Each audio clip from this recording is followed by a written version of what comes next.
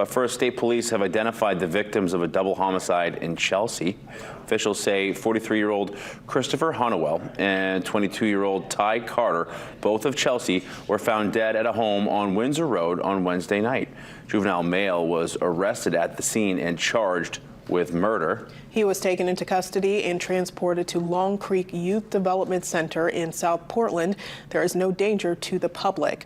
Our media partner, WMTW, spoke to the wife and mother of the victims, saying they were killed by a 16-year-old relative and that another person was attacked and is now in the hospital. We'll have more on this later tonight.